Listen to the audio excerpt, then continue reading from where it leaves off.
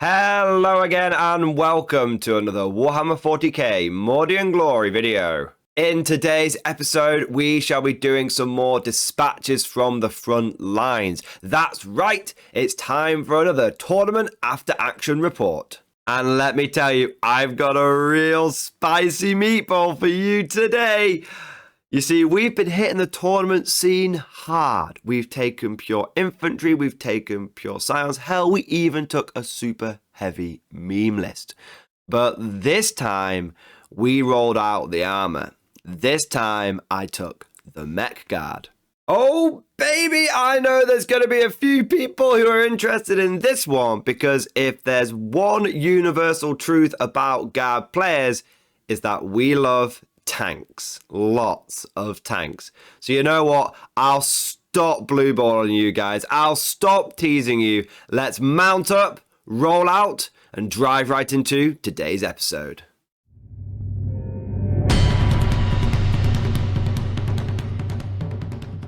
As is tradition, I want to start off by saying my thank yous. I want to begin with a big thank you to Just Play in Liverpool. This is the store that not only hosts but also organises some really good tournaments. If you've watched a few of my tournament reports recently, you'll notice that several of them have been at Just Play. And that's because I really enjoy playing there. It's always well organised, the store is really clean, the timings are on point, they've got really knowledgeable TOs, they've got a little cafe where you can get tea and coffee and drinks and food, and they've also got a great and well-stocked store as well. So if you do well at the tournament, you can pick yourself something up, or if you do badly, you can commiserate yourself with a new kit to drown your sorrows in. But however you slice it, Just Play is a really good venue, and I can't recommend them enough. But with all of that said, now let's get into the video proper, and we'll start with the list overview. Now, I've actually done a separate video that goes into the fine details of this list, but I'll give you a brief summary. It is my fairly traditional Armageddon Steel Legion army. I started running this thing back in 8th edition, and it's really remained pretty unchanged since then. A few updates here and there, as you'll see.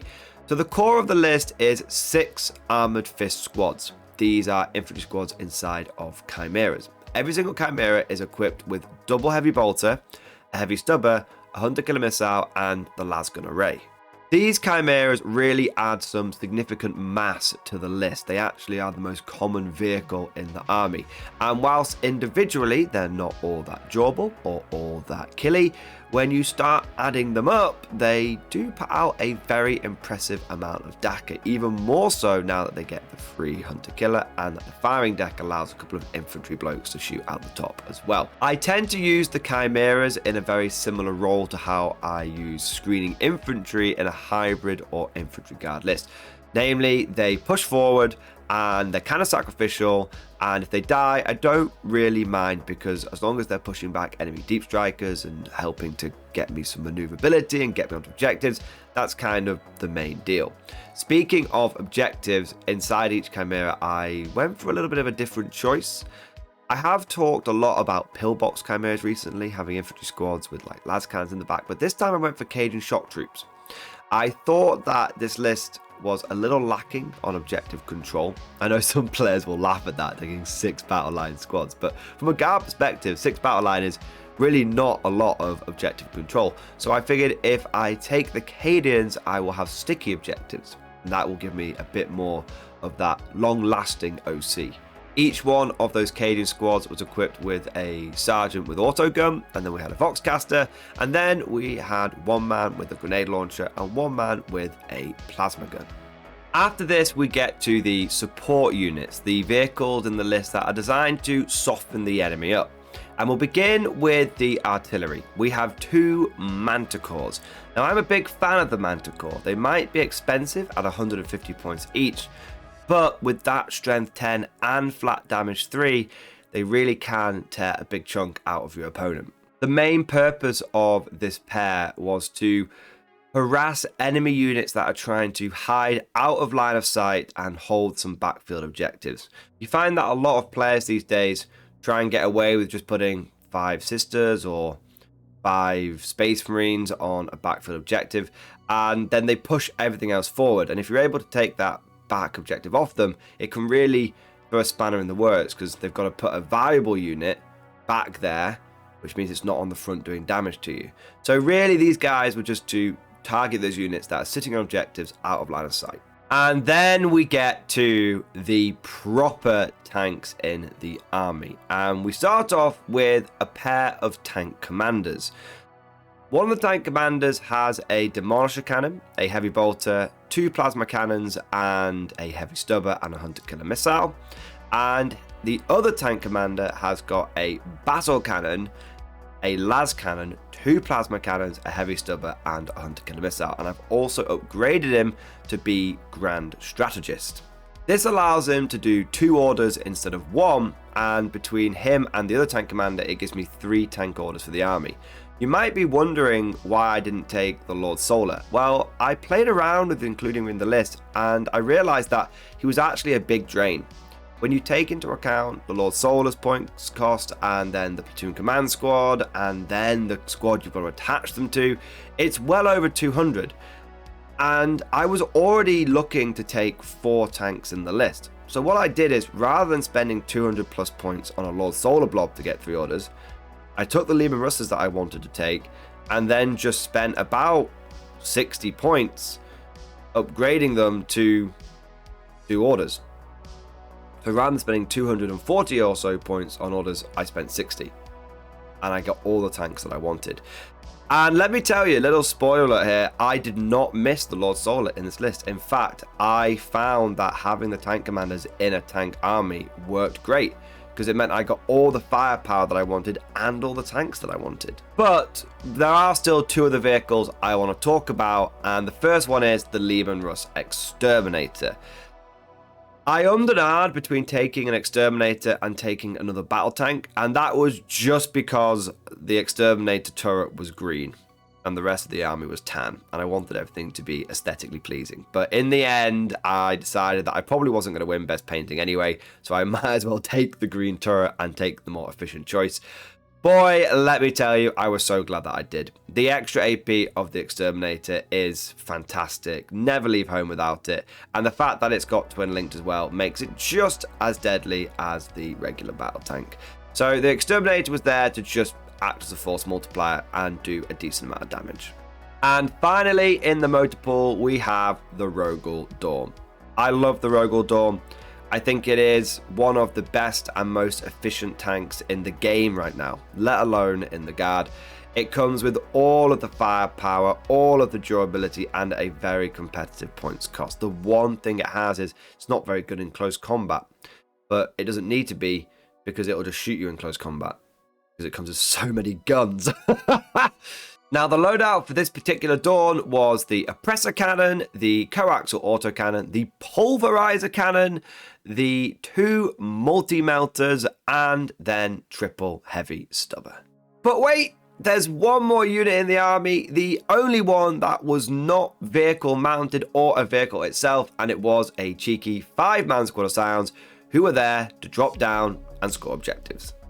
So in total, it was 6 Chimeras with 6 Cadence Shock Troop squads, 2 Manticores, 2 Tank Commanders, 1 Exterminator, 1 Rogel Dawn, and 1 squad of Scions. A fine armoured column indeed, but what was I taking it into? Well, let's take a look at the lay of the land. To begin with, I would describe this event as semi-competitive. It was a pretty typical RTT experience. It was one day, it was 3 rounds, and the players there were a mixture of experiences. There were about a dozen people at the event, and I would say sort of 3 or 4 of them were there to win it, taking it pretty seriously. It'd come with the hardcore list, and then you had about 3 or 4 people who were just there with what they had, experienced players, but they were more there just to play a few games. And then you probably had a couple of people towards the end who were kind of just at their first tournament and playing things out and sort of having a bit of a go.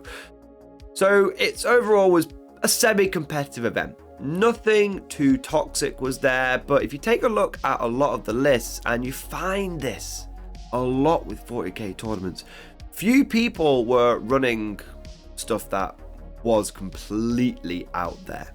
Even the people that maybe were a bit less experienced had done their homework and were turning up with armies that were the best that their faction could run. So none of the games were going to be a cakewalk. We should also talk about the terrain at Just Play. It's also semi-competitive. It's a little different to UKTC and WTC standard, which is just L-shaped ruins everywhere. Rather at Just Play, they like to mix things up a little bit. So there is a lot of L-shaped ruins. I would say about 66% of the terrain on each board was some form of ruin. But then the remaining 33% is other stuff. Things like forests and craters. And so it does mean that the boards are a bit more open. And so shooting armies can have a bit of a benefit. But it does also allow for more fun and bigger units to actually have a chance. In WTC and UKTC terrain, if you bring a Shadow Sword or a Squiggoth, it can't get out of your deployment zone. If you bring a Land Raider, it can't get out of your deployment zone.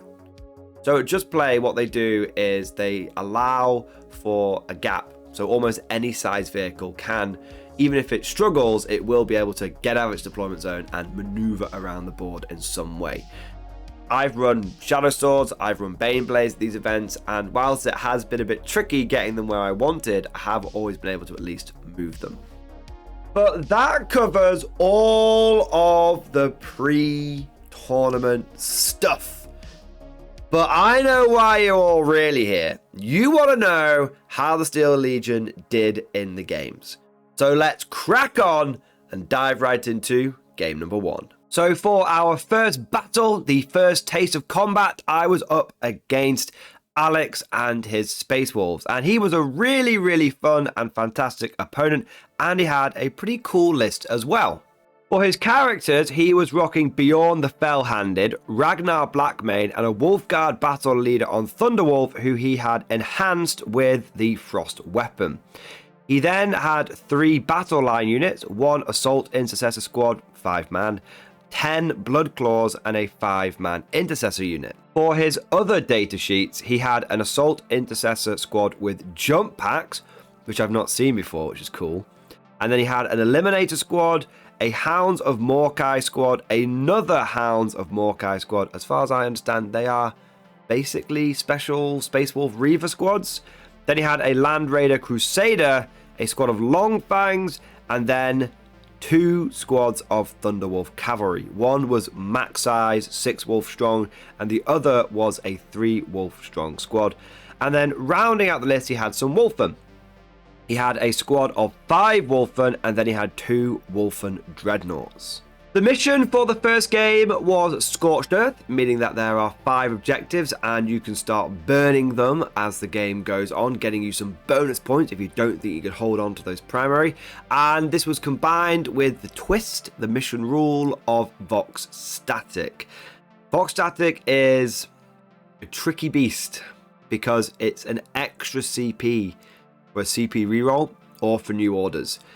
And it can be a real pain in the butt if you draw a bad order and you have to choose between getting a new one or just holding on to it and bidding it off at the end. So I like Vox Static because it does force players to make difficult choices.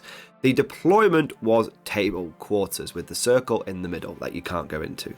Speaking of deployment, I broke my army down into 2 mini battle groups. On the right hand side, I had my tank commander with the Demolisher cannon, and I supported him with the Exterminator.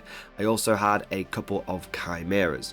Then on the left hand side of my deployment zone, I had the Rogel Dawn, the other tank commander, and then 3 more Chimeras. I then had a couple of different little support groups. So in the back of my deployment zone, as far back as they could go, I had the 2 Manticores. And then in reserve, I had my unit of Scions. And I also put a Chimera squad in there as well. I looked at the deployment and I realized that the final Chimera really didn't have a good place to go. This was before I'd been placing units down. And I kind of eyeballed it and I was like, you know what? I think that 6 Chimera is better off going in reserve, because then if I get some objectives for like deploy teleport to home and stuff, and my Scions might have come down already in turn 2, I've got another unit that can do it. So 1 Chimera and the Scions did go in reserve. For his deployment, Alex put a couple of his Hounds of Morkai squads on the No Man's Land objectives on each flank, one up to the north, one up to the south. He then also put his Eliminators on the southern objective too. And then for the rest of his deployment, he kind of just shoved everything on the front line. He had one unit of Intercessors holding his backfield objective. I told you, they always do it. They always put a little backfield unit there. Perfect bait for the Manticores. And then everything else frontlined with the big squad of Thunderwolves coming down round the south. And they would be hitting my right flank. And then the smaller unit going up to the north, going to loop round and hit my left flank. Everything else pretty much went straight down the middle, with the Land Raider kind of going more towards the northern flank. We then get to the turn 1 roll-off, and I really want it because he's frontlined a lot of stuff. So if I can get turn 1, I can do a lot of damage early on and really set him off onto the back foot. If he gets turn 1, he's very fast and he'll run across the board very quickly, and that means I'll have less time to shoot him. So naturally, my opponent gets the first turn. Ever the uphill battle! And rather predictably, everything just zooms forward. The Land Raider with Ragnar and the Blood Claws go straight forwards, going towards the middle. The Thunderwolves go down each flank, and then you've got the Wolfen and the Wolfen Dreadnoughts. They go towards the middle, hide behind the L-shaped ribbon. Now I can't see them. And then Bjorn goes round the flank, and I can't see him either. So all those units that were lovingly exposed to a nice turn 1 bombardment are now pretty much hidden. The only things I can really draw sight on are his Thunderwolf cavalry, and that's because they're cavalry, they can't go through the wall, so he's sort of just going as far forward with them as possible because he doesn't want to be messing around. My opponent's shooting was not as lackluster as I thought it was going to be. He actually Oath of Moments one of the Chimeras on my left flank, and he brings it down to 1 wound, and that was just with the Land Raider Crusader, because most of its weapons are still twin linked, so it's got the 4 rerolls to wound. So when it shoots you with the new Oath of Moment, sure, Oath only gives him rerolls to hit, but the twin link basically gives him old Oath back. And between that and the occasional lucky dice roll here and there, he did pretty good on the devastating wounds of the assault cannon. He does reduce the Chimera down to 1 wound. I was going to be honest, I was expecting no damage turn 1, but Land Raider Crusaders, they're interesting. I'm very much looking at my one for my Black Templars now with renewed interest. It comes over to guard turn 1, and I'm in a bit of a tricky position because he's actually on 3 objectives already, and I can't really see many of his units that are on those objectives. He also has a lot of threats that are barreling down at me. So if I move too far forward to try and get angles on his objectives on the left and on the right with his hidden units, then the Thunderwolves are going to come in and just spank me. And I don't want to let them just have free reign, start tying vehicles up and just being an absolute nightmare. So what I end up doing is I early on make the decision that I'm going to aim to win this in turn 3, turn 4, turn 5. I'm not going to try and win this game on points early on. My opponent will get a lead, and I'm going to have to try and make up that lead in the latter turns. Because of this decision, I realized that I need to take out the immediate threats. I need to destroy his fast units, and I need to destroy his damage dealing units early on. If I can do that, then in the latter turns, I'm going to have the firepower and maneuverability advantage because of all my dedicated transports. So I start off my movement by taking 2 of my Chimeras that are on the southern flank near the Demolisher tank commander, and I use them to move block his Thunderwolf cavalry.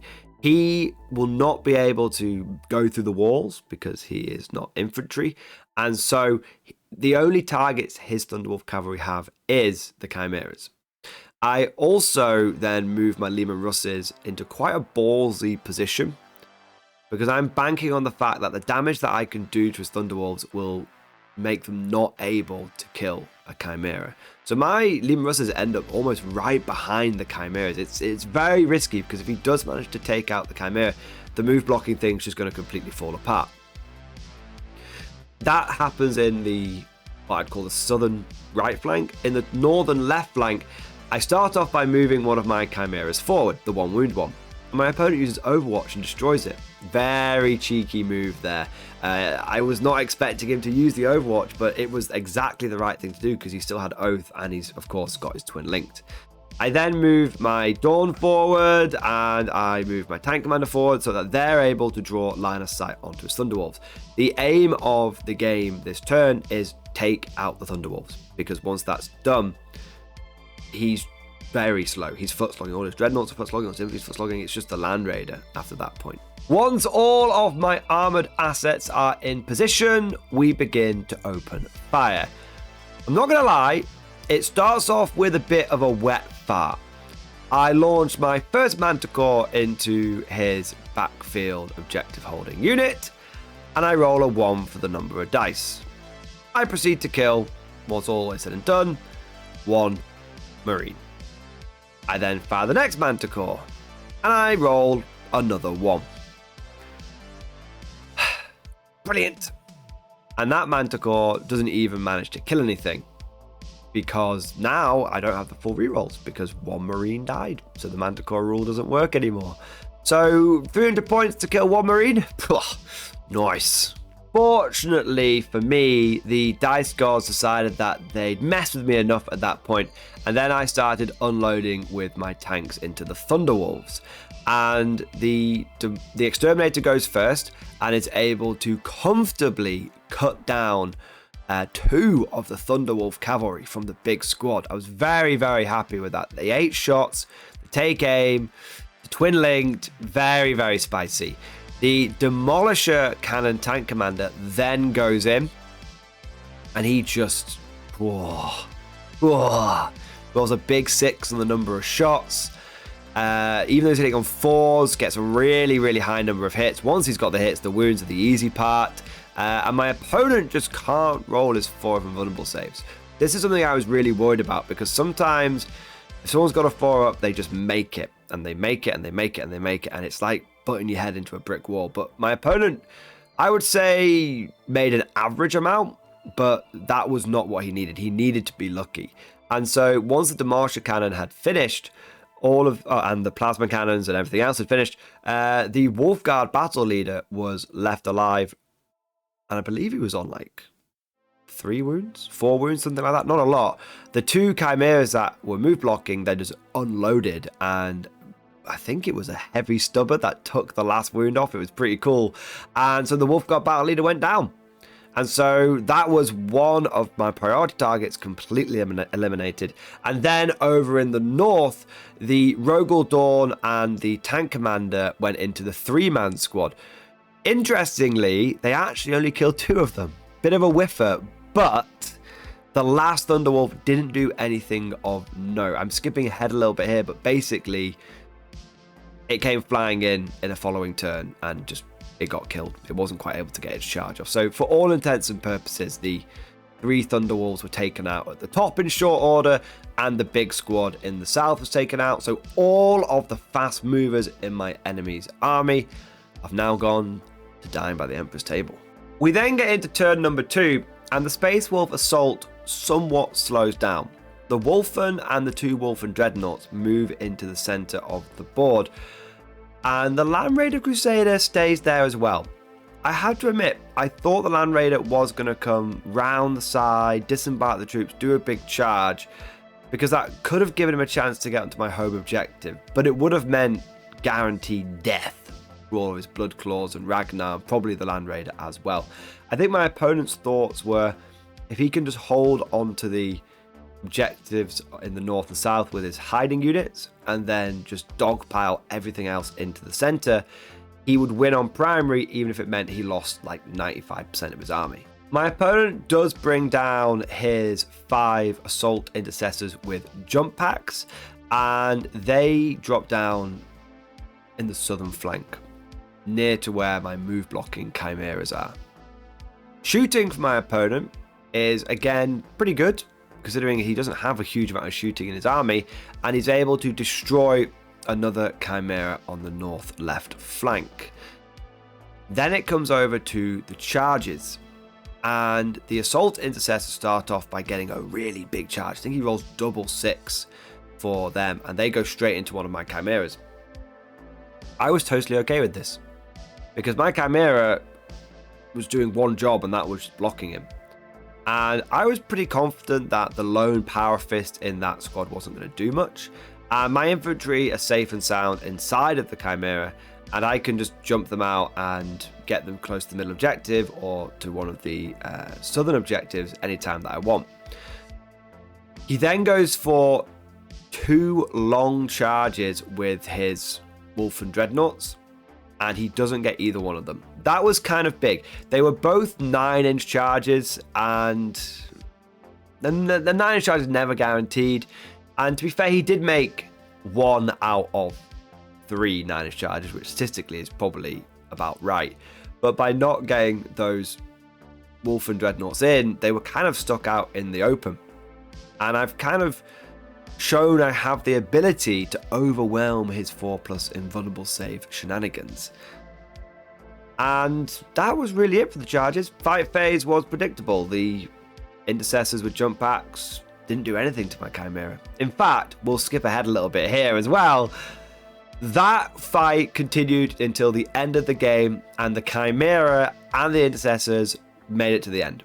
No one killed each other. I struggled to hit him on 5s, dackering into combat. He struggled to wound me on 5s with his power fist. I think by the end of the game, he had the sergeant with power fist left, and I had my chimera on 4 wounds.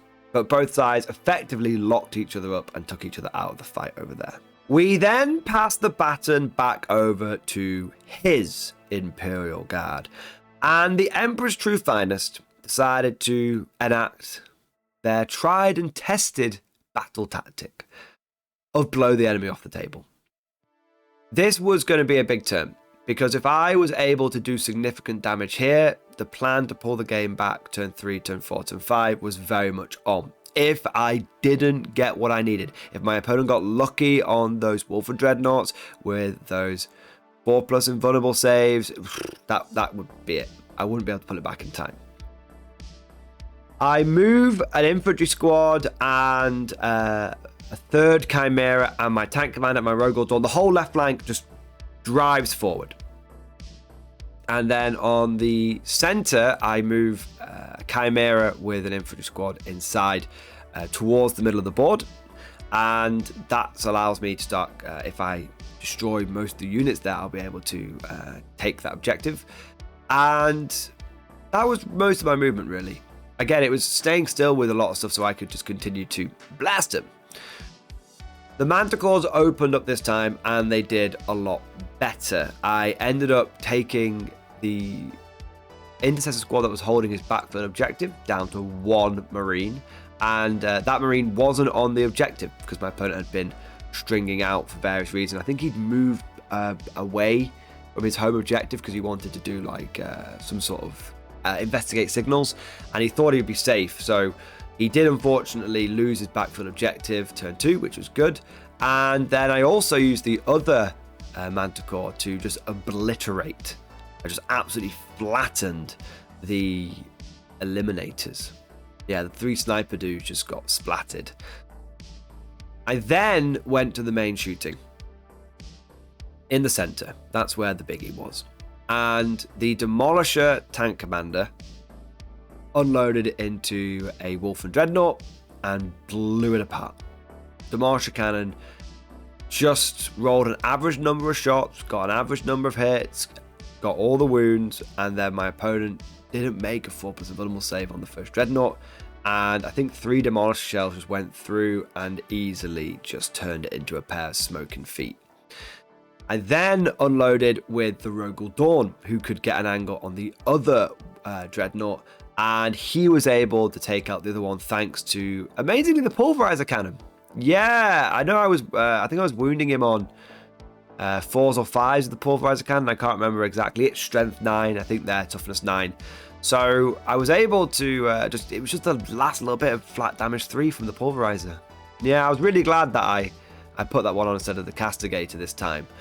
And then the Wolfen were brought down by the Exterminator, and I had split fire a little bit, so things like the Stubbers had from the Rogel Dawn had gone into the Wolfen, the Stubbers and stuff from the Chimeras that could fire had gone into the Wolfen, so the Wolfen got taken down. So I cleared the center. The only thing left in the center is a Land Raider that's not on the objective. And then in the north, I'm able to get a good angle with my tank commander and with one of the Chimeras, and this allows me to actually pepper up his Hounds of Morkai that are on that squad pretty nicely, and I reduce them down to just 2. And I'm able to get an infantry squad out, because I love the fact that you can move and now disembark. I'm able to get an infantry squad out of Chimera onto that objective, so I'm denying in that objective. So now he's not getting the northern objective, and he's not getting the middle objective. The only objective he's going to get this turn is in his turn 3 is going to be on is in the south, because he hasn't got his home one either. So that was a big deal, and that really was my shooting. The amount of damage that I've done to his army now is pretty significant. He's lost most of an intercessor squad, most of a Hounds of Morkai squad, eliminators, Wolfen, all his Thunderwolf cavalry, 2 Wolfen dreadnoughts. Yeah, he's now hurting hard. Turn 3 for the Space Wolves, and oh how the turntables keep turning, because now they're the ones in the tricky position. They've kind of banked on this whole tactic of you can't kill me quick enough, and this is not meant as an arrogant statement, by the way. This is actually meant as a bit of guidance for those people that are playing against Guard. If your tactic is the Guard can't kill me quick enough and I'll win on points, that is a very bold tactic to have, because more often than not, when someone tries that against the Guard, in my experience, the Guard has the firepower to really just cut through you quickly.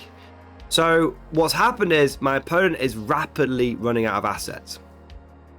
On his home objective, he has 1 incest that he can move onto it, and the Long Fangs can probably move back and get near it as well.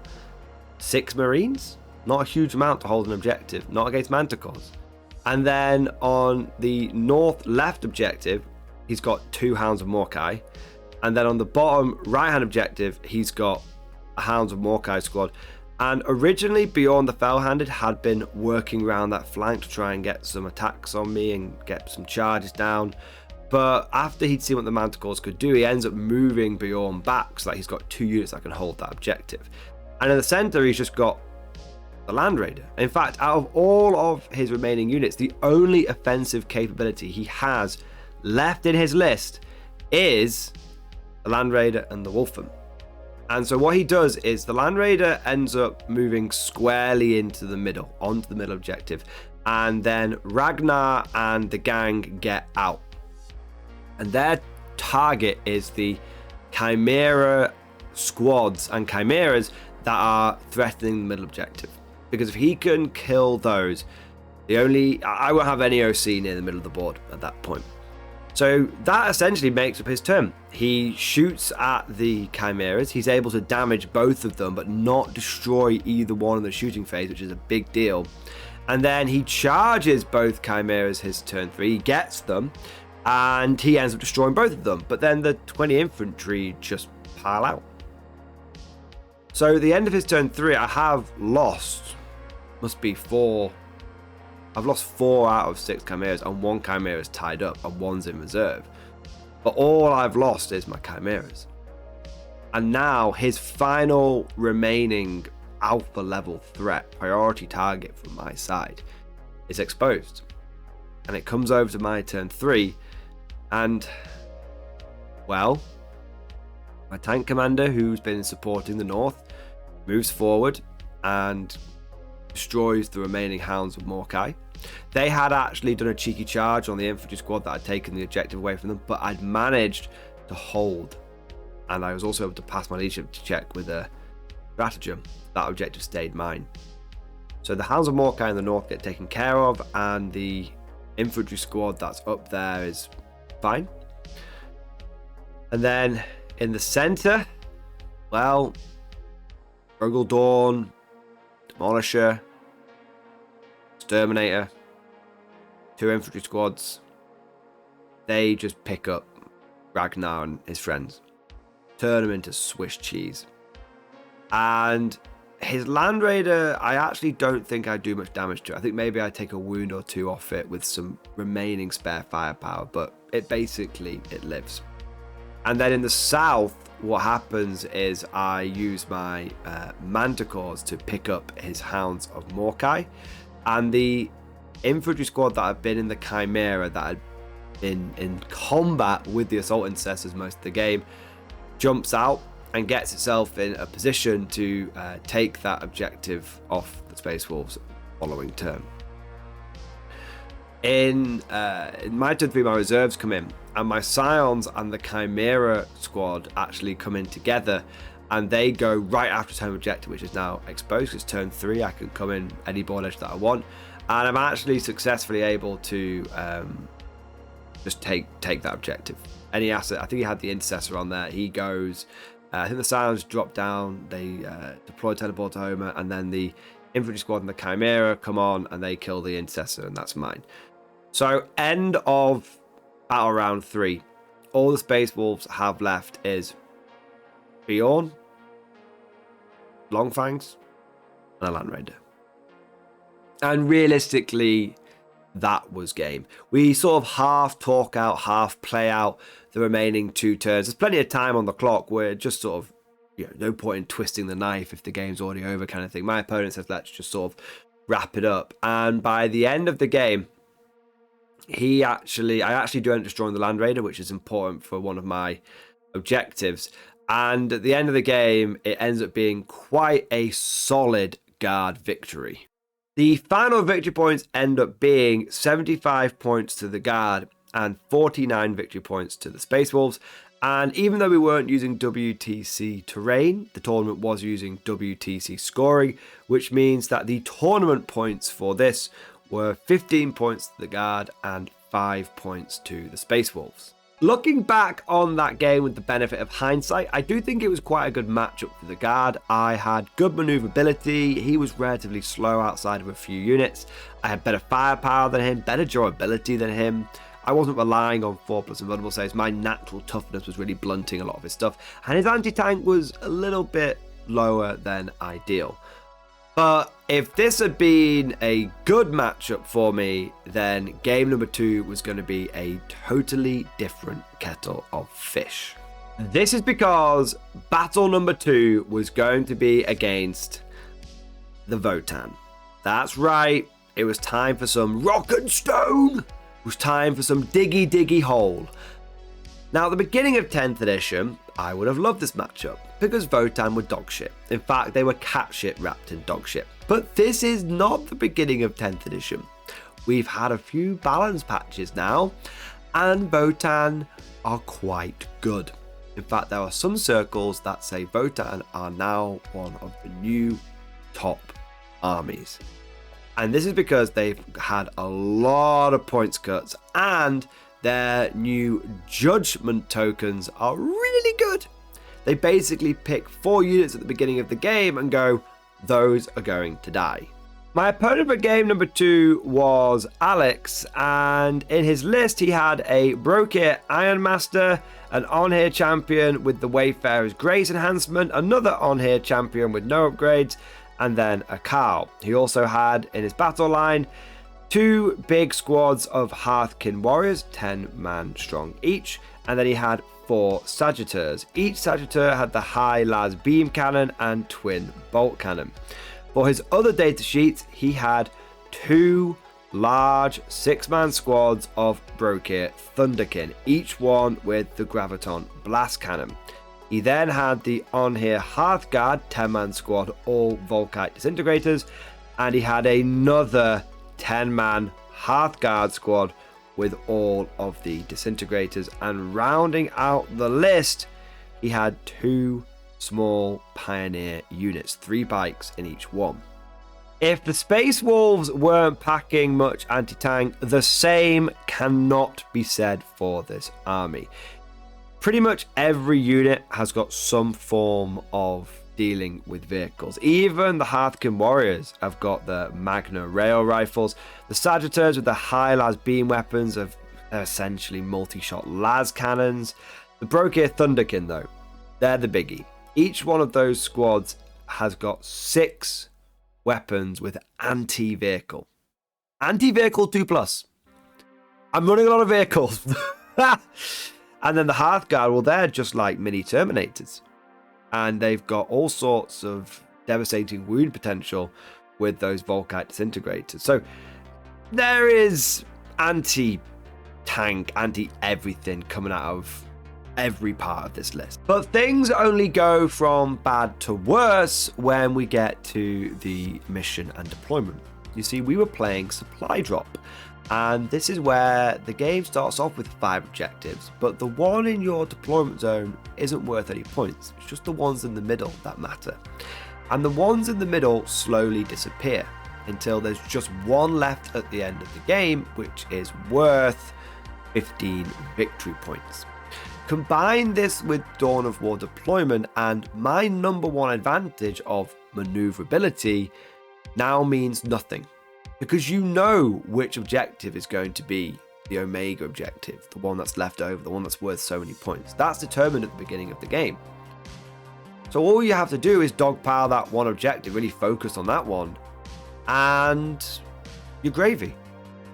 And because it's Dawn of War deployment, the armies aren't starting very far apart from each other, so I don't have the range advantage, because a lot of these Votan weapons are like 18 or 24 inch range. Well, that doesn't matter if at max we're 24 inches apart. So everything that my army does well, which is be fast and shoot you from a good distance and sort of soften you up before going in towards the end and snatching the victory, none of that matters. So it was very much going to be a head-on brawl. There was no subtlety to this game.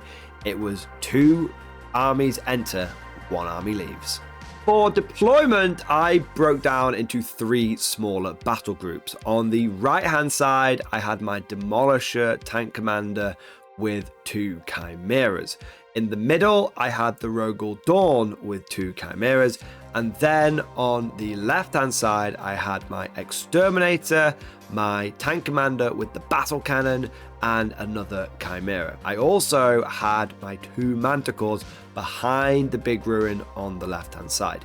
In reserve, once again, I had one of my Chimera and Chimera squads, and of course the 5-man Scions. For my opponent's deployment, he actually put 1,000 points or nearest damn it of stuff in reserve. In fact, the only stuff he started off on the board with were the 4 Sagittars, which had 5 Hearthkin in each one. In case you're wondering how that works, the 10-man squads can break down to 5-man squads if they're going inside the Sagittars. He then had his 2 Pioneer units on the board as well, one sort of hiding out of line of sight, one able to scout move into a middle ruin and also be out of line of sight. And then he had a big unit of his Thunderkin, the guys in the exo armor with the anti-tank weapons, and they were just behind his central ruin. The Alpha and Omega objectives, the one that was worth the most at the end of the game was slap bang in the middle, and the one that was going to disappear first was on the left hand side.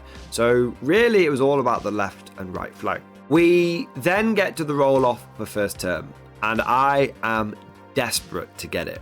If I can get turn 1, considering the amount of stuff he's put in reserve, there is a real chance that by the time he comes in, after I've had 2 movement phases with Chimeras which can happily move, and the fact that most of his reserves are actually coming in from strategic reserve and not from deep strike, it's just the 2 Terminator blocks that are deep striking down, there's a real good chance that I could just force him to like come in just terrible places. Turn 1 would be absolutely clutch and would give me a huge boost. So of course, I didn't get it.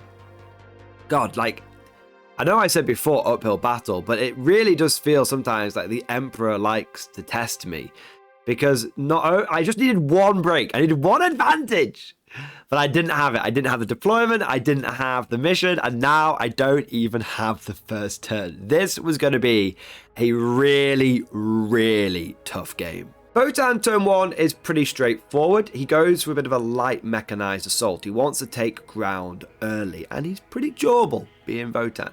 So he takes 1 Sagittar with 5 dwarves and puts that on the left objective, 1 Sagittar with 5 dwarves and puts on the right objective, and he takes 2 Sagittars and puts them behind each L-shaped ruin in the middle, and he takes a unit of Pioneers and puts them behind one of the L-shaped ruins in the middle as well.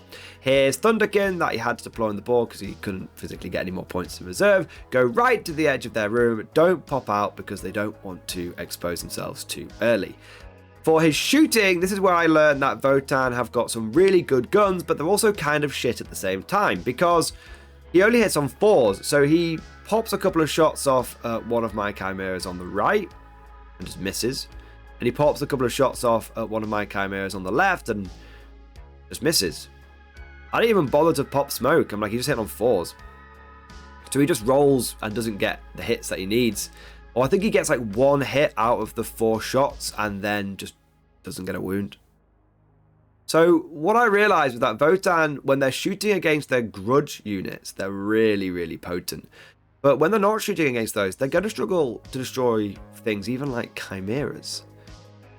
But that was essentially turn 1 for the Votan. And I thought, you know what, I've got away with it there. I got a real opportunity. If I can push forward down the flanks and I can destroy those Sagittars and destroy the dwarfs that come out of them, I'm going to reduce my opponent's ability to hold objectives like reliably with his OC. I'm going to reduce that by half. All I have to do is kill a couple of moon buggies and 5-man dwarf squads. Turn 1 for the guard, I take a Chimera on the left flank and I move it over so it can contest the objective with the Sagittar. This is where I learn how frustrating these vehicles are. Because for some reason, they're objective control 3. Every other dedicated transport that I know of is objective control 2, but they're OC 3. I don't know why, they've got less wounds than a Chimera, they've only got 9 wounds, but they're OC 3. This means that I have to now give that Chimera duty and honor just so it can like contest that objective. And I am able to do the same thing on the other side with my other Chimera as well. So I have contested both of those objectives, which is good. I then take my Lehman Russ Demolisher and I'm able to put that into the back right hand corner so it can see the Sagittar, and I take my other 2 Lehman Russes and the Dawn so that they can see the Sagittar on the left hand side, and the Dawn can also, because it's in the middle, can see the one that's on the right as well. So I have got 2 Manticores, 3 Lehman Russes and a Rogel Dawn available to take out 2 little moon buggies and a couple of 5-man dwarf squads. Well, I start shooting and shooting and shooting, and they just won't die. My opponent just has a great turn 1 for his armor saves, and I'm just about able to kill the first Sagittar, which is on the left hand flank, and I get the 5-man squad that's inside there as well. But the Sagittar on the right, which I will now dub the Indostructo tank, is left alive on 1 wound. This is quite a big setback, and it means that I haven't achieved even my relatively conservative hopes for the turn. I do launch the 2 Manticores early on against his Thunderkin at the back, and this is where I learn about an interesting rules interaction. And I've had the TO ruled in my opponent's favour on this one, and it does definitely open up some important possibilities for Imperial Guard like command squads and Ogre bodyguards. But what happened was I launched my Manticores at his Thunderkin, and I get like 4, between the 2 Manticores, I get like 4 kills through, and I'm like, brilliant, that's 4 Thunderkin, it's like wiped out, fantastic. My opponent goes, oh no, I'm just going to lose the cogs. I'm like, what do you mean? He's like, well, the Brokir, like Forge Master, he has the character keyword, but the cogs that come with him, that are part of his unit, they don't have the keyword, they're not character. So I can choose to take the casualties on them first, rather than taking them on the Thunderkin bodyguard unit. I didn't think that was correct, but the TO came over and said it was, and then I've had people talk to me about this since when I did like the live stream covering this tournament, and they said, yeah, that's right. So that's crazy. So rather than like splatting for Thunderkin and making himself feel better and really taking out one of his main anti-tank units, literally they've got anti-vehicle 2+. Instead, I kill a bunch of ECOGs or whatever they're called. So nothing can go my way. If I'd known that, I probably would have gone after the bloody Sagittar with them. But anyway, lesson learned. I was quickly starting to get an insight into the Votann faction, and it just felt like stuff was a bit, I don't know what to say, a little bit on its head, upside down. Like their vehicles are toughness 10 with 9 wounds, not T9 with 10 wounds like a lot of people's vehicles. You know, they've got these good little cogs and stuff. Yeah, it just seemed like everything was just slightly tricky to interact with, but they are the newest faction from GW, so they are likely to have a few tricks up their sleeves, and we are playing them for the first time. So for me, whatever happens, this is going to be a great experience. I'm going to learn how to handle them in the future. Whether I win or lose, there's going to be some good takeaways I'm going to have from this game. But I really can't complain too much and be too salty, because my opponent also had a bit of a crappy turn 1 as well, so there we are. It goes over to turn 2, and my Votann opponent is in a bit of a tricky spot because my chimeras that are on the flanks are stopping him from coming in with his units in a meaningful position. And I've even managed to do some screening out in the center as well with some cheeky chimera placement. So he ends up bringing in both units of his Terminators, but the only angles that those Terminators have are my flank chimeras. That's it. He doesn't bring in his other big squad of Thunderkin. He doesn't bring in any of his other reserves. It's just 2 Terminator blobs dropping down. And it was really interesting because he was debating. He was like, oh, I don't know if I'll bring him in next turn or bring him in now. They're not really in a good position. And I was just thinking inside, so please don't bring them in now. Please don't bring them out. Because if he hadn't brought them in, I'm telling you now, that would have been game. Because I would have essentially just pushed him back even further. I would have got what I wanted from going turn 1. But as it was, my opponent, smart cookie, he saw the danger and he ended up bringing in his 2 units of Terminators, which was a smart move.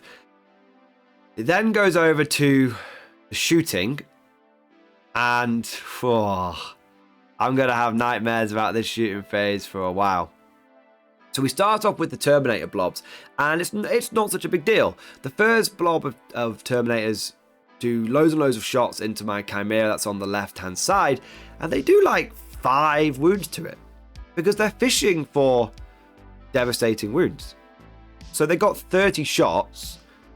They hit on 3s, but they have no rerolls or anything because it's not or no +1 hit because it's not a grudged or judged target. So they get like 20 hits, and then out of those 20 hits, they're fishing for 6s to do dev wounds. My opponent does like 4 or 5 dev wounds, and then all the other bits like grenade launch stuff just pitter patter off. That was nice. And then on the right hand side, he does the same thing with his other Terminator blob, and he's able to just like take a few wounds off that one as well. And I'm thinking to myself, okay, this is, not too bad. Interesting things are happening here. And then his Thunderkin, which had started off on the board and had popped out of the ruin this turn, unleash into my Chimera. And they are able to pick it up very easily. And I'm like, okay, fair enough. So the anti-vehicle stuff is proper anti-vehicle. But I was a lot less worried about the Volkite than I had been. And then I'm thinking, so at this point, he's done most of his shooting, and he's killed like a Chimera and a half. And I'm thinking, oh, baby, I'm getting away with it tonight. And then the Sagittars open up. And I hate these things. So my opponent rolls his first Sagittar, and he gets, against my Chimera, the damaged one, and he gets 1 hit on a 6. This is where I find out they have sustained hits. Sustained hits D3. My opponent rolls the dice and gets another 6. So 1 essentially las cannon shot just became 4. The Chimera obviously pops. He then takes his other 2 Sagittars and puts them into my Leman Russ Demolisher. That's in the back right-hand corner, but he's just able to get them in range. He rolls the first one, and he rolls a miss, and he rolls a 6 to hit. And then he rolls the sustained hits. And he rolls a 5.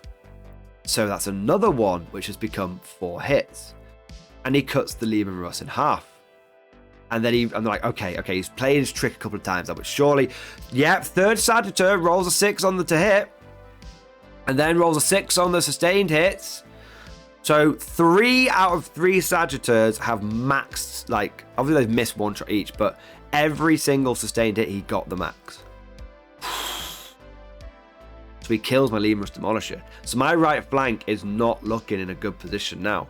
I've got a 10-man infantry squad that's popped out of the Chimera, and I've got another Chimera squad, and that's it. That's all I have.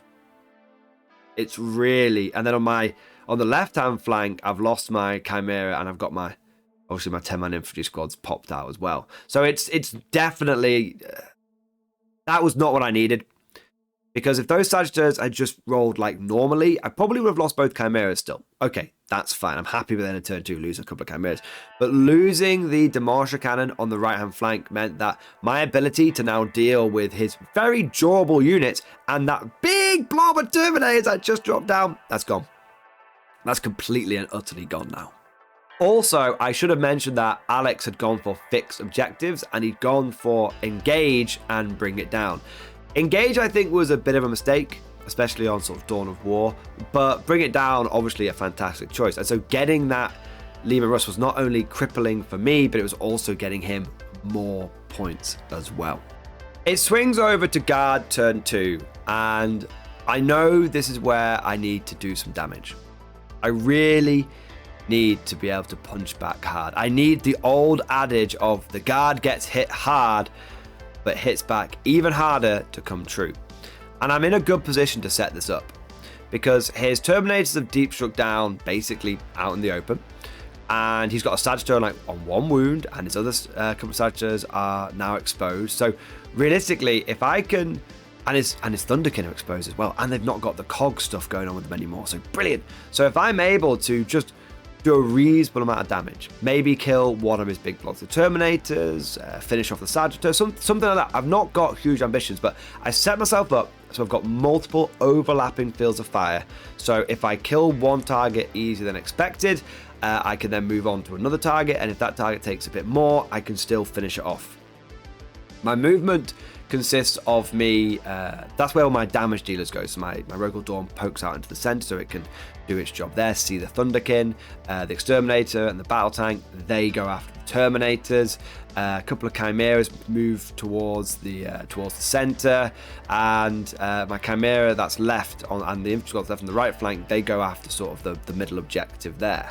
So I'm pushing him back, and he's not going to have a good place for his Thunderkin to come in again in his turn 3 reserves. And I've got my big guns on target.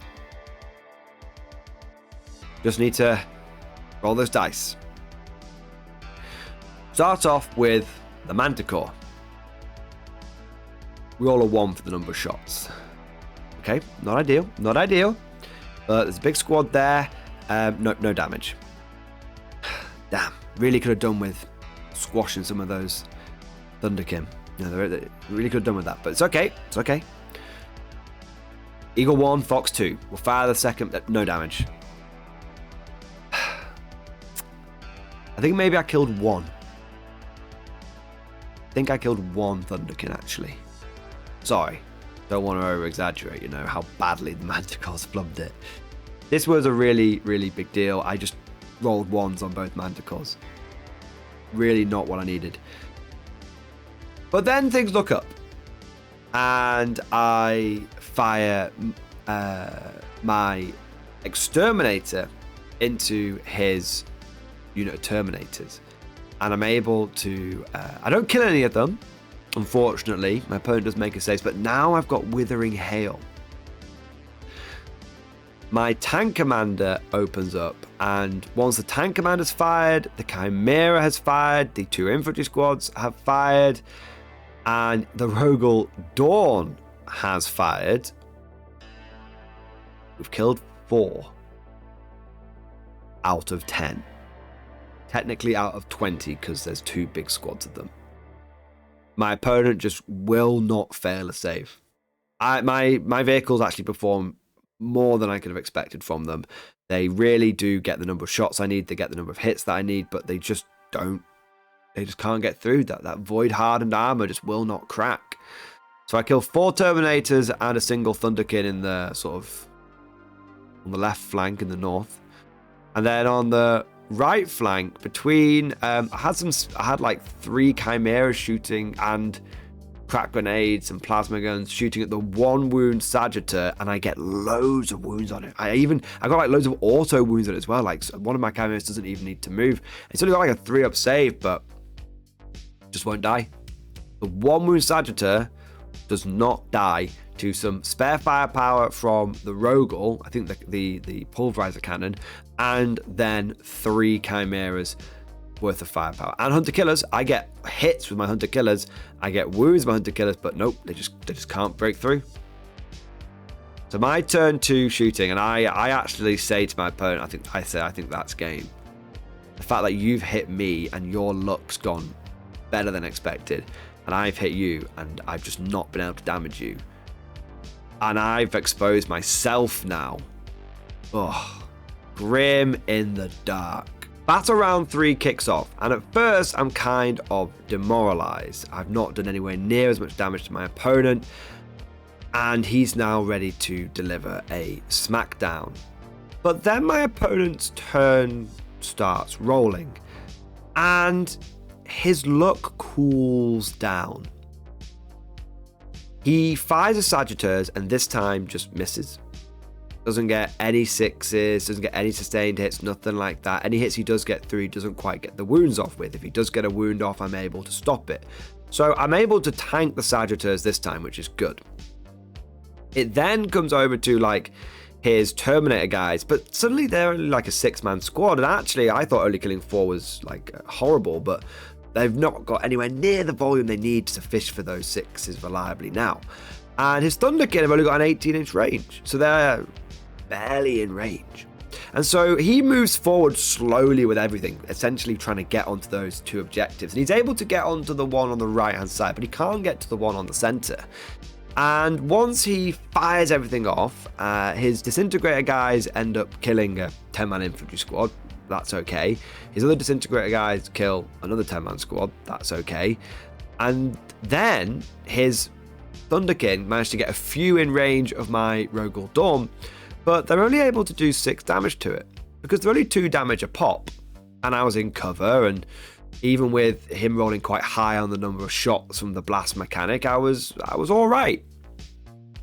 So at the end of turn 3 for the Votan, actually they were sat on like an objective, and they'd killed 20 infantry. Not too worrying at all. And it was at this point that I realized that actually I was doing quite well on the points, because my opponent has managed to get like a few kills for Bring It Down, but Engage he's got like 2 points on as a fixed objective.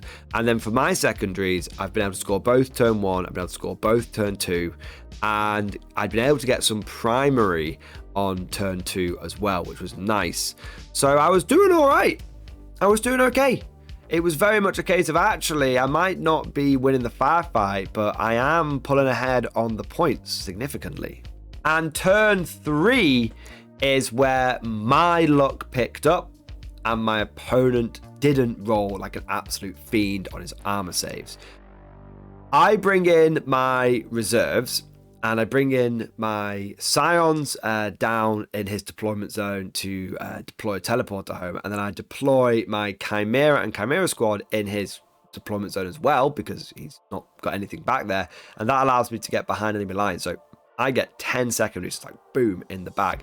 This is where my opponent goes, oh, I forgot to bring my reserves in turn 3. He goes, oh, it doesn't matter, they can come in turn 4. And I say, No? He said, what do you mean no? And I said, they have to come in turn 3 or they die. And so he, I think, had misread the Leviathan rules pack, or he was going off like the core rules, which doesn't say you have to come in by turn 3. But he essentially, his Thunderkin and his 2 on-here champions are stuck in reserve.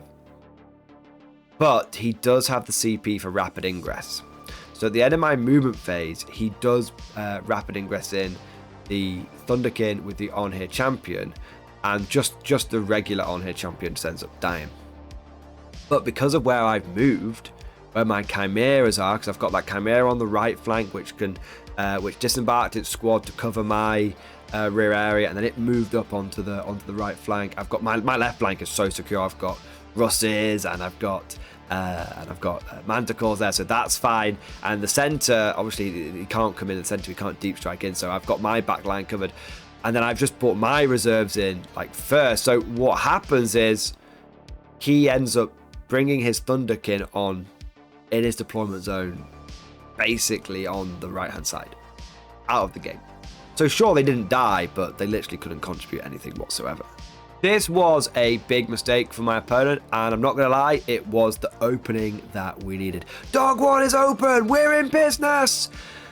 And I don't know if it was this that sort of demoralized my opponent's dice, but when my shooting kicked off, my Rogue Door decided to introduce the Thunderkin that had tickled it the turn before to the meaning of pain, and blew them back to Kingdom Come.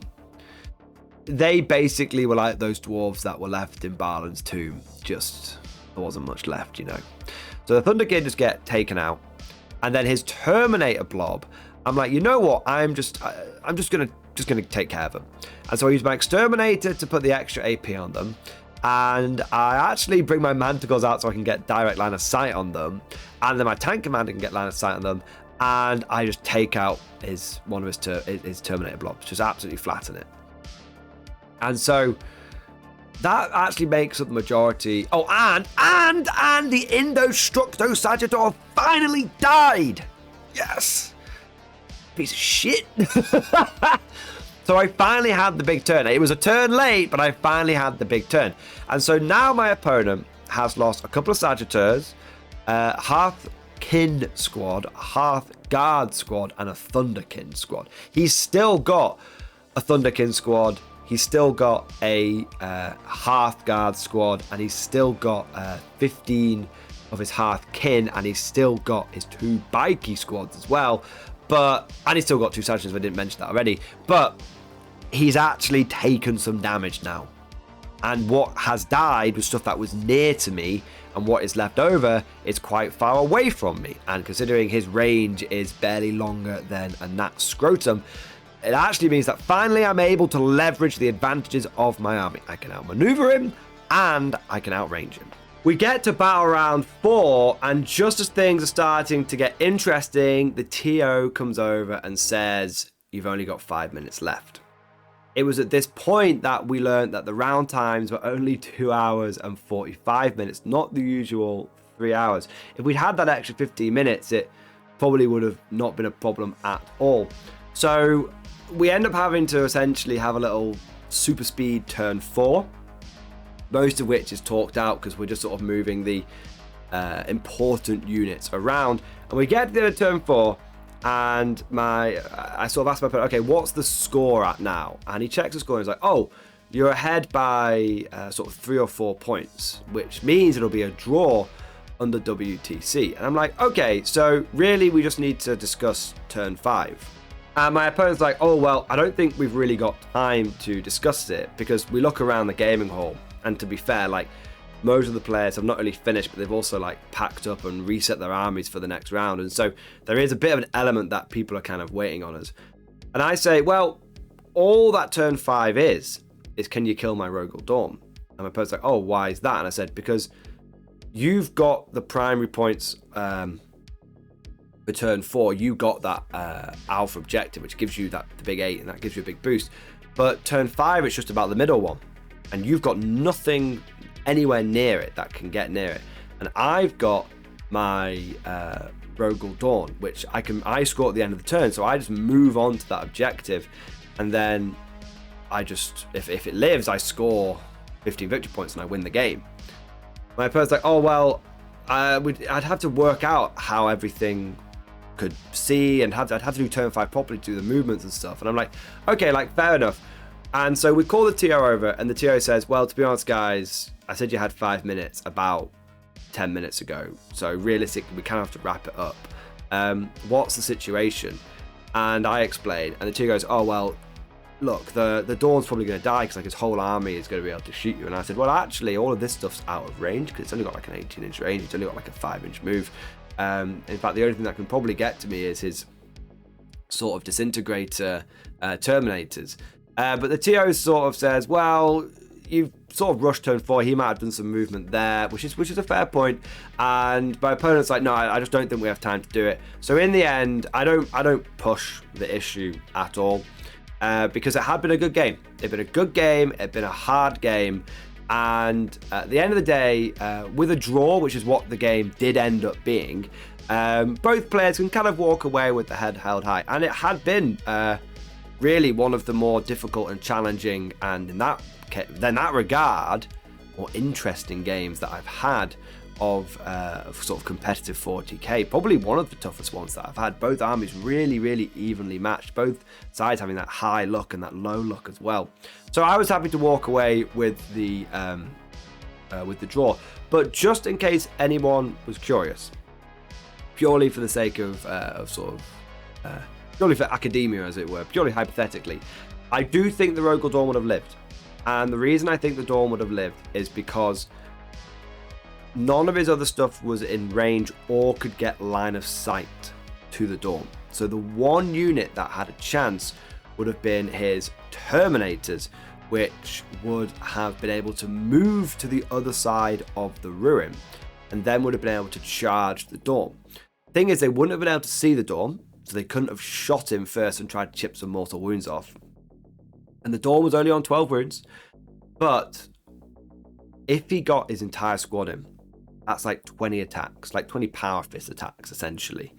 Now, he would be hitting me on 2s because it is a grudge target. So let's say he gets like 18 hits there.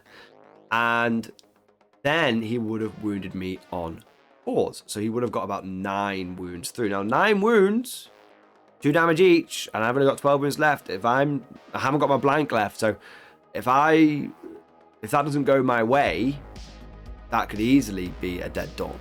The thing is I did have 2 CP in the bank. Could have used Armored Might, which reduces my damage by 1. But actually, those 9 wounds, even if I'd failed all of them, I would have lived on 3 wounds. And then my OC, well, my OC probably would have been enough to hold the objective. But then I guess it comes down to how many he could get onto the objective and everything. So long story short, it probably would have ended up in being a draw because he might have been able to out OC my Dawn on the objective, although I could have made it OC 6 with duty. There's all sorts of things that could have gone into it. So regardless of whether the Dawn would have held the objective at the end, I think the Dawn would have lived.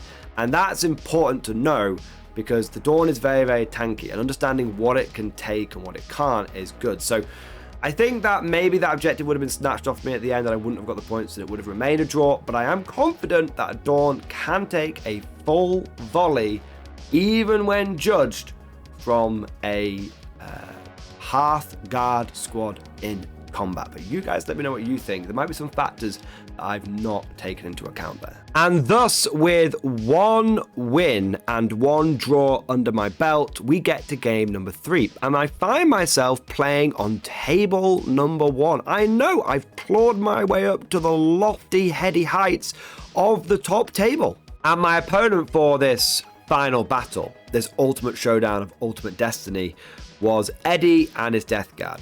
Now, Death Guard are an army that at the beginning of 10th, similarly to Votan, were a bit poo. They were in the toilet. Being Death Guard, they didn't really mind being in there. They kept calling it the Guard of Nurgle. But now they have crawled themselves out of the bowl and they're doing quite well. They're an army you need to respect.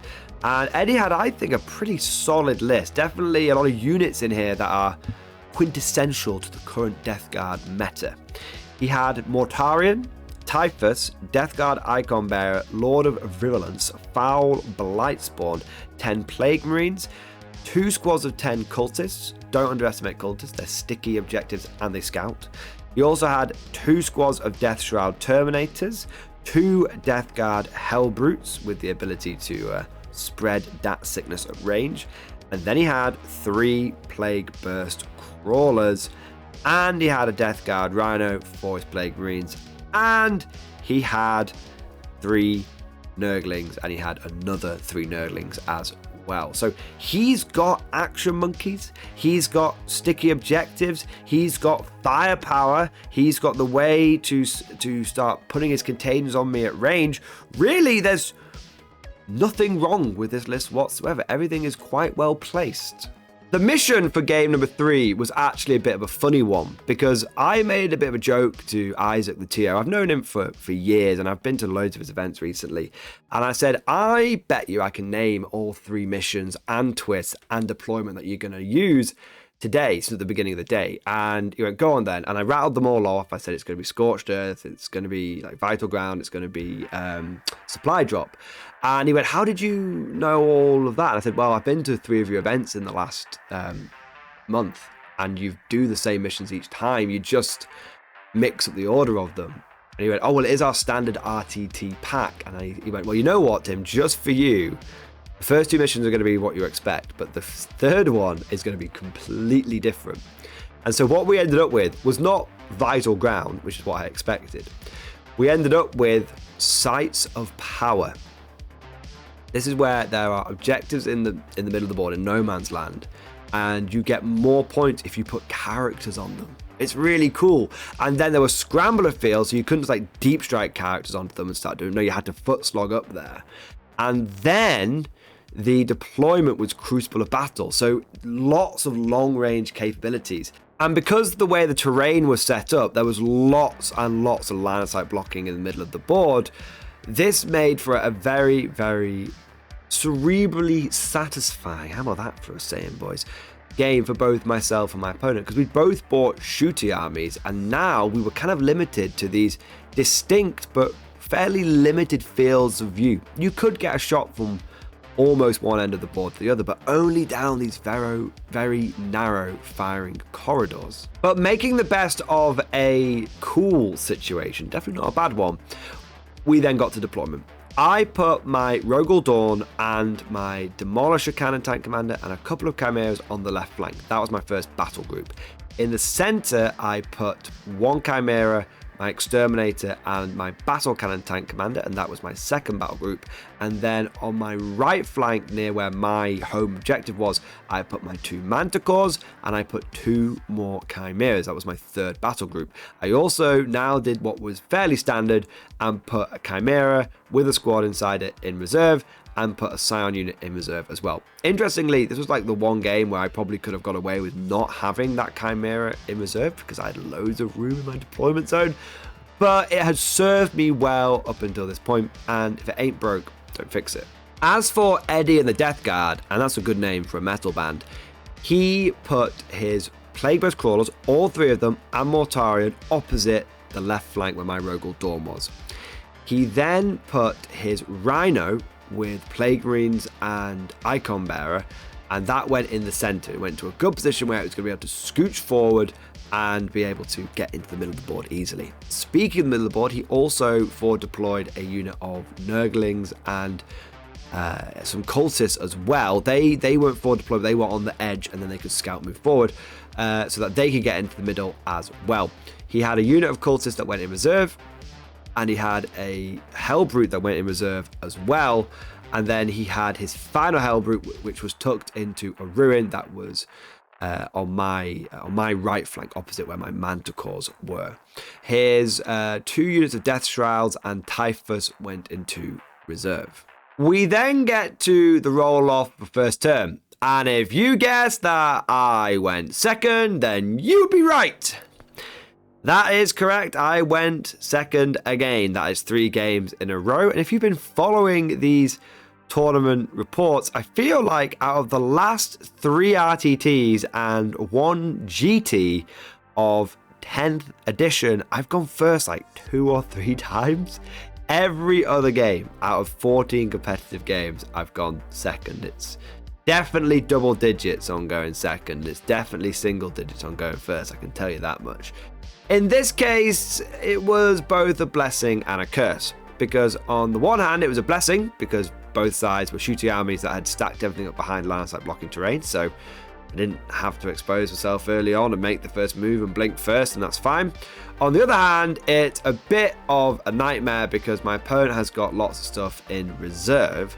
So if I could have gone first, very much like with the Votan situation, I could have pushed back those deep strikers. I could very much have pushed back the strategic reserves, but that's not what I got, so I went second. So turn 1 for the Death Guard was a pretty conservative affair, didn't take very long at all. The cultists, which had been front-lined, scout moved and then moved into the middle of the board. They tried to hide behind the line of sight blocking L-shaped as best as they could, although it's the one that's close towards my deployment zone, so not as easy. And they got on the objective and they stickied it. There was a unit of Nurglings that also popped through the wall, and I believe this was to get Deploy Teleporter Homer and also area denial. So there was lots of opportunities for them to get the points there. So they managed to get the points, and that was really all the movement that the Death Guard did. Apart from that, the Plague Burst Crawlers, they stayed still and they unleashed a blight bombardment. All the Plague Mortars just firing down into one of my Chimeras, but they're not overly strong, the Plague Mortars. They're okay, a bit like Basilisk Cannons really. And so once all of the grimness had settled, I think I'd taken like 4 wounds on a Chimera. That was it. Eddie didn't roll particularly hot. I did okay on my saves. Yeah, sometimes it just goes that way. So that was essentially Death Guard turn 1. It swings over to Imperial Guard turn 1. His Imperial Guard, the Emperor's true finest. And I decided to play it ballsy. I know, I'm on top table. I'm in a very good position overall in the tournament. Naturally, this is the opportunity to throw it all away on a harebrained scheme. Of course, right? That's just how I roll. I decide I'm going to do a very aggressive mechanized push. I want to be pushing forward. I want to be overwhelming him with my armor because, yeah, he's got a lot of firepower, but I feel like I've got more firepower than him. And also, I've got so much more armor than him. If I push it all forward, if he comes out and tries to deal with it, I'm going to smack his armor down, and then I'm just going to overwhelm him. So we go for a proper blitzkrieg style thing, and I'm much more aggressive than I normally have been. Up until this point in the tournament, you'll notice I'll like put one Chimera out here, one Chimera out there. It's very sort of slow and steady. This time it was balls to the wall. I push 2 Chimeras that are on the right flank near the Manticores. They go straight forward into the ruin. They hop from one ruin to the next, essentially. I then take another 2 Chimeras and push those down the left flank. I take the Dawn, I push that forward. I take the Tank Commander, I push him forward. Everything's just going towards the objective that's basically in front of them. And my main focus here is just to dogpile the middle and the left-hand objective. In terms of my shooting, there wasn't a huge amount because the only things I can really see are his Nurglings and his cultists. So between the 2 Chimeras and the 2 Manticores, I pick up all of the cultists that are in the center of the board, and then between the Exterminator and the Leman Russ battle tank, I pick up the Nurglings. I don't even think I need both of them. So that was my shooting. A little bit more effective than him, but realistically, I've killed a couple of chaff units. So turn 1 was relatively bloodless. I was pretty aggressive. Eddie was a bit more reserved, but turn 2 things start heating up. Death Guard turn 2, and they decide to come out for a bit of a Barney. The Plague Burst Crawlers and Morty move towards a more central position where they can now get a few firing arcs down both of the main lanes. The Rhino has really tucked itself behind the L-shaped ruin now, and the Hellbrute has stuck its gun around the corner so it can do some shooting and spread some contagion. From reserve, we get a unit of cultists that come on towards the right-hand objective. I'm really not too bothered about that objective. It's not one that's in my portfolio. it's close towards my opponent's edge. I'd rather go for the one that's near me in the center. But hey, it's cultists on objective. I'll have to deal with it at some point. He also brings down a unit of Death Shroud Terminators with Typhus, and they go near the center, but not in the center. And why not in the center? Because Scrambler Fields. Very, very tasty. That did work to my advantage, I'm not going to lie. And then we had another Hellbrute that came in on the left-hand flank opposite my Rogal Dawn, hoping to maybe do a shoot and do a charge and be able to spread some contagion and do some damage to some Chimeras. We then had the Death Guard shooting phase, and the Plague Train, or the Plague Bearers, Crawlers and the Mortars, they start opening up. They are able to destroy one of my Chimeras, the one they'd injured last time. And then you've got the Death Shroud and their little wrist flamers, they're like plague flamers like that on the wrist. They then kill the infantry squad that pops out. There's some spare firepower going on from the third Plague Burst Crawler that goes into another Chimera, but this one is just out of Mortarian's range. Nowhere my opponent could wiggle it in, so it is actually affected by hit modifier. So I pop smoke on that Chimera, and as a result, it only ends up taking about 6 damage, and I'm pretty certain it would have been destroyed if I hadn't popped smoke on it. So that ended up meaning that at the end of Death Guard turn 2, I had lost 1 Chimera and 1 infantry squad, and another Chimera was badly injured. But those are pretty good. Those are pretty slim damage from a couple of turns shooting from a pretty shooty army. Going over to the charge phase, the Death Shroud don't make their charge. They did have like a 9-inch charge and a Chimera. They don't make it. And then the Hellbrute goes for a charge as well. And even with the CP reroll, it doesn't make it. So I did get away with the charges. I have to say, overall, it did feel like a lot of charges this tournament. My opponents didn't make them, but they were pretty much always like 9-inch charges. I've been playing 40k with the whole deep strike and 9 inches away for a long time. Now, what, like 8th, 9th, 10th, and a 9-inch charge, I just never expect anyone to get them. If they get them, it's like a woo kind of moment, but whenever I deep strike anything in, if ever I have to make a 9-inch charge, like if I use my Templars or anything, I never expect it to go off, and often it doesn't. It's at this point which I sense an opportunity. My opponent has kind of gone for a big hit, and it's not quite gone off. One thing that I noticed was Chimeras was consistently taking more damage than they had any right to do. They're deceptively durable, and when you're running 6 of them, even if you lose 4, you've still got 2 left over. They really do contribute massively to the overwhelming armor that you bring. And so I decide that I'm going to now hit my opponent back. In my turn 2, I really push forward. I tell you, I'm being way too aggressive, but I'm trying to just leverage this opportunity, this advantage that I have, and really see what it feels like to do a proper armored charge. So the Rogal Dawn moves forward, the tank commander moves forward, the Chimera that's damaged moves forward. It's just might as well push back. He's got another unit of Death Rider reserve, just push them back, and then the second Chimera on that flank moves forward and takes its place. In the center, I take my 2 remaining Chimeras and my 2 Lemurus Exterminators, and I just push them forward so that they're now solidly either on or covering that middle objective. And I take one of my infantry squads from my Chimera, and I jump it out, and I push it super far towards that objective I said I wasn't interested in. The one that's like number 3 on the pictures that you're going to see floating around on the screen. The one that the cultists have gone on. And the only reason I did that is to push back the Death Shroud unit. Because now, the only place his Death Shroud can come in is his deployment zone. Or just outside of his deployment zone. My opponent sees this threat and, to his credit, uses rapid ingress. And so those Death Shroud do come in near objective number 3 in my movement phase, and I haven't got anything that can really threaten them, so it's very much a safe bet and means that he will get to do some movement, but still he's basically deep struck into his own deployment zone. Even if it means he gets to move afterwards, it's not, in his turn 3, it's not great. I then begin my shooting, and I only have a few targets that I'm really going after, and I do manage to destroy what I want. The Hellbrute that had come in from reserve and failed its charge, I destroy with the Lehman Rust Demolisher tank commander. They're tough, but they're not that tough. Demolishers the d6 damage, but as long as it doesn't completely whiff, tends to be alright. And even if it does, you tend to find that the Plasma and the Hunter Killer and the Heavy Bolter and the Stubber, they sort of chip the last 1 or 2 wounds off that the Demolisher always seems to leave hanging. So that thing goes away.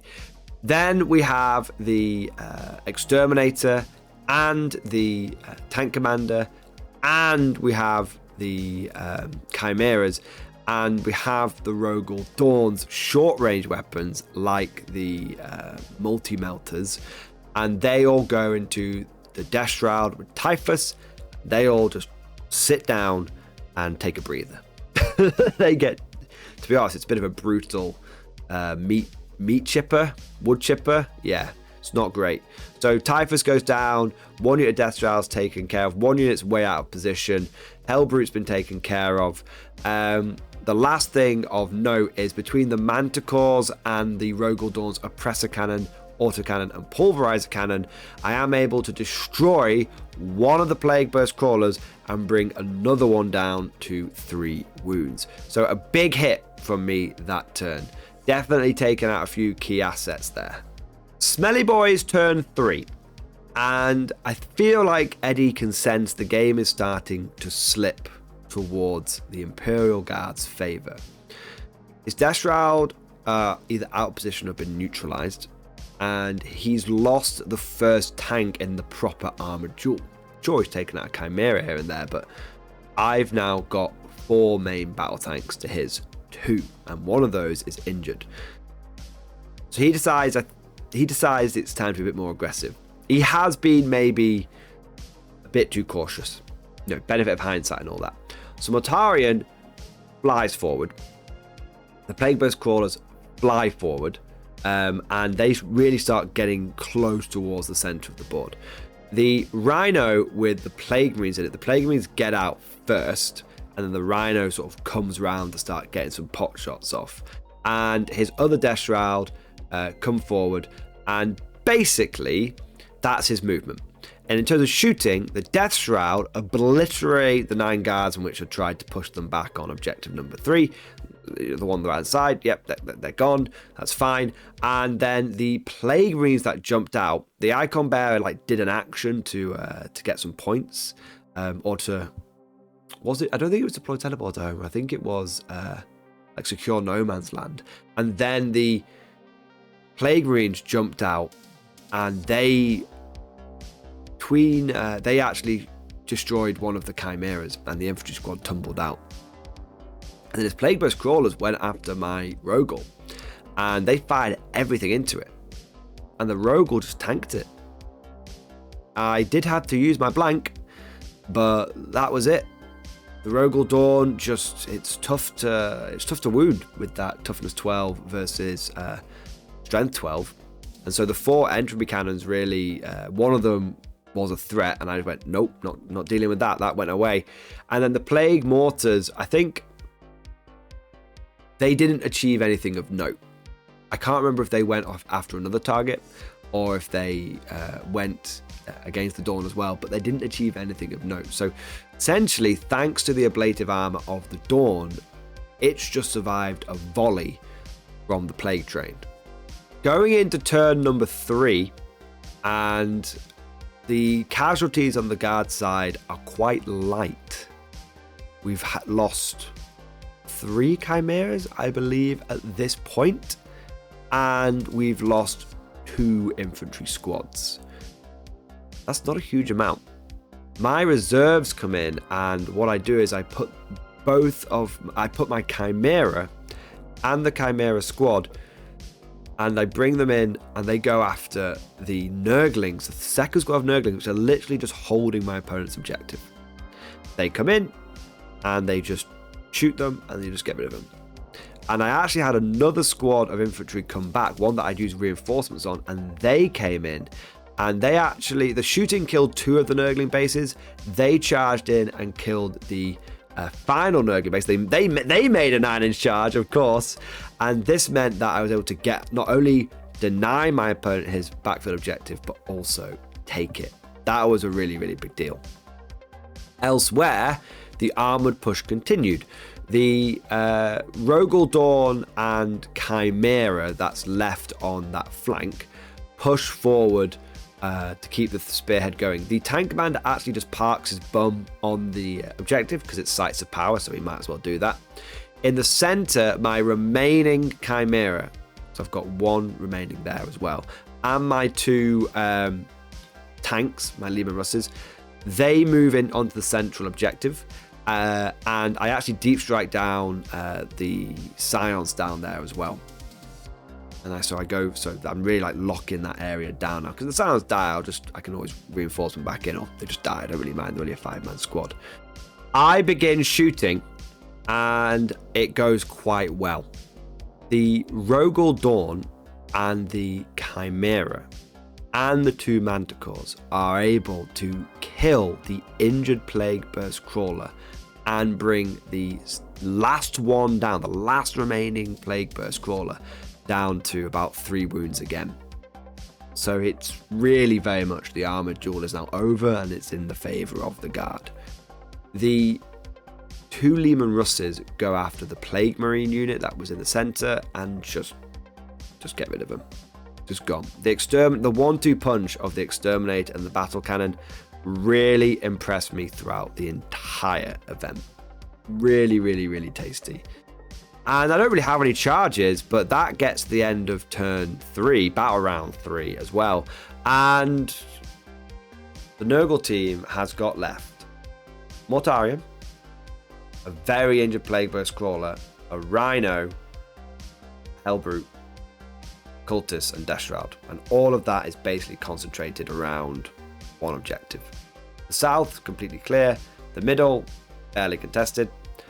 Very much in favour of the Guard. And because of this as well, bear in mind I've got their home table quarter as well. So because of all of this that's going on, because they're basically in one table quarter at this point, this is where the cards, the Death Guard, start struggling. Because they're getting things like engage, but they can't engage. They're getting things like behind enemy lines, but they can't get behind enemy lines. So it's just their maneuverability is really letting them down. And the fact that the Guard are essentially secure in 2 table quarters and easily contesting the 3rd really is meaning that it's swinging towards me. So Eddie goes for a Hail Mary, and he sends Mortarion into the middle of the board. And Mortarion, between his shooting and his choppy and the support from the remaining Plague Burst Crawler, Rhino, every scrap of firepower, I think even the Cultists jump out for a Barney, Mortarion and friends is able to clear away the last Chimera that's in the center, and the Scions, and the infantry squads that were there as well.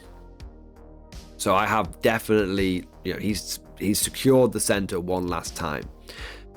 But it is, unfortunately, for the Sons of Mortarion, the last hurrah. It comes over to the Guard turn, and I just push forward with everything. Even the Manticores come out so that they can just get like a direct line of sight, because Mortarion's just right there in the middle.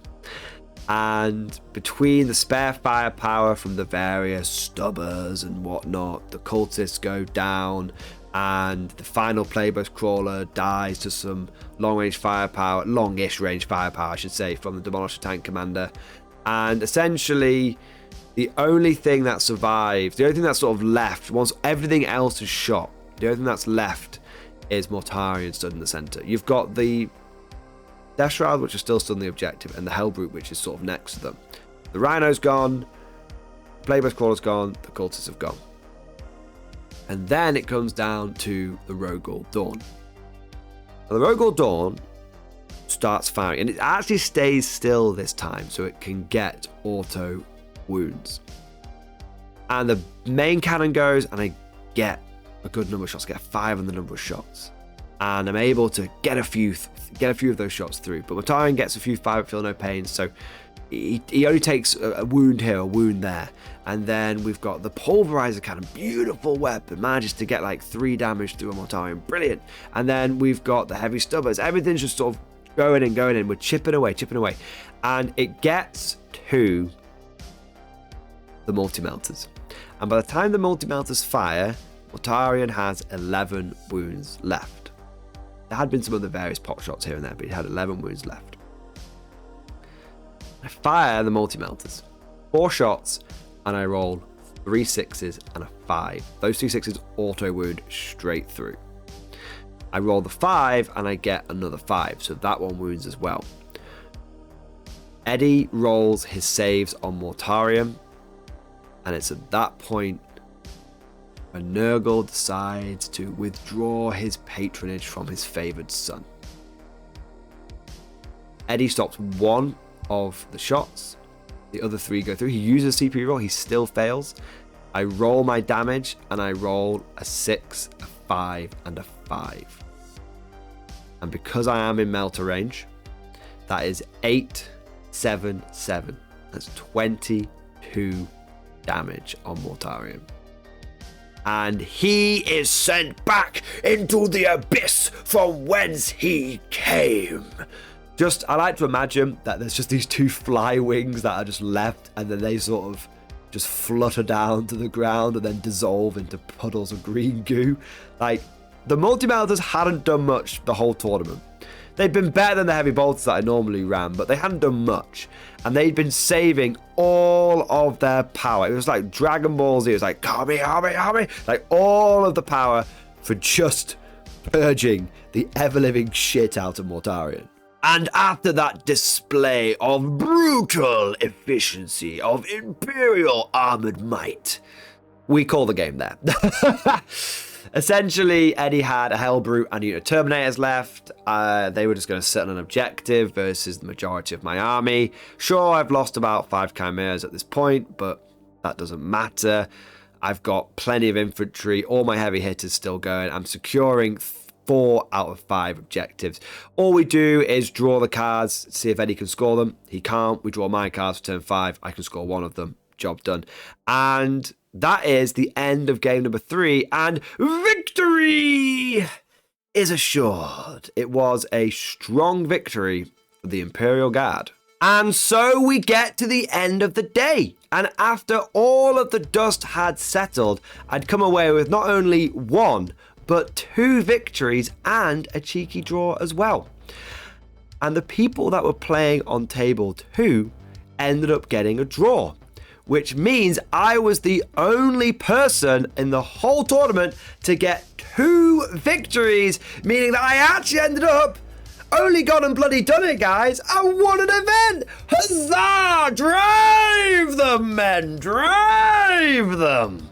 Memes aside, I am absolutely buzzing because this is the first singles event that I have won. Sure, it's just a little local RTT, so I'm not going to get too big for my boots, but I've done well in singles before. I've podiumed a few times and I've won a team event here and there, but this was the one time in all of these years of playing 40k that I've actually managed to go the distance with the guard, and it was with Mech Guard as well, my beloved Steel Legion. It just felt right, and I now have a gold trophy in pride of place in my display cabinet next to my also most coveted trophy, which was the most sporting that I won one time. I think that was just the pity medal because I was running guard in mid-9th and it was bad. But I got a gold medal finally, and to treat myself, it felt only right that I used some of my prize support, because the prize support for coming first was like a shitload of store credit, and because I've been playing Just Play a few times recently, and you get like £5 store credit for turning up, and then I podiumed a couple of times, I actually ended up walking away with enough store credit to get a Baneblade for next to nothing. I think it was like 10 or 20 pounds, but I used all my store credit. Then I got a Baneblade to commemorate the occasion. And you know what, boys? I think I know exactly what I'm going to do with that Baneblade. We've had one Shadow Sword, yes. But what about second Shadow Sword? But that's all for now. I just want to say that I really enjoyed using the Mech Guard. It felt really powerful, and all of the theories that I've had around the army ended up proving to be correct. Chimeras are totally disposable. Your opponent can spend the majority of the game killing your 6 Chimeras, and you really don't care all that much because you've still got your main tanks. Having 12 vehicles really is overwhelming for a lot of armies. And even in an edition and a meta where things like knights are left, right, and center, people still don't seem to have quite enough anti-tank to deal with mass armor. And so I have to say that Mech Guard is feeling real tasty. But of course, all of this is just like my opinion, man. Let me know what you think down in the comments section below. Has this video made you a fan of Mech Guard? And was there anything that you would change about my army list to make it a bit better? If you enjoyed today's video, don't forget to smash that like button and, of course, subscribe to never miss an episode. Come, meet your doom! Would you like to know more? If so, then please consider becoming a channel member or patron. By supporting the channel, not only will you be doing your part, but you'll also be helping me create more content for your viewing pleasure and unlocking a whole host of perks. You get everything from a badge next to your name, custom emojis, but the big one is access to the Mordian Glory Discord server, an online community with almost 2,500 active members. It's always popping off in the MG Discord. We've got channels for army lists, hobbying, tactics, stories, and even a pretty spicy meme section as well. For all you greenhorns that wanted to see the Mordian Glory Hole, today is your lucky day.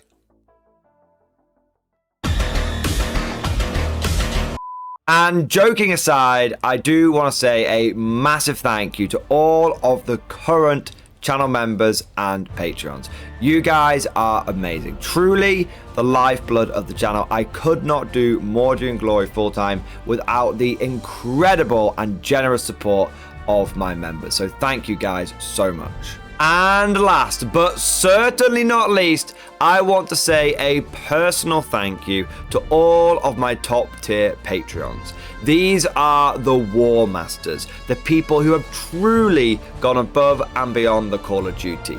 So a massive thank you to Bon Bon Vert, Mad Larkin, Mark Panconi, RJ Scorpion, Swordfish Trombone, John Stubbs, Nick Walsh, Diesel Fox, August Vardy, and the Tommies. Thank you guys. Your incredible support makes a huge difference, and it is a big part of how I'm able to do Mordian Glory full time. But that's all for now. Thank you for watching, and of course, as always, I'll see you guys next time.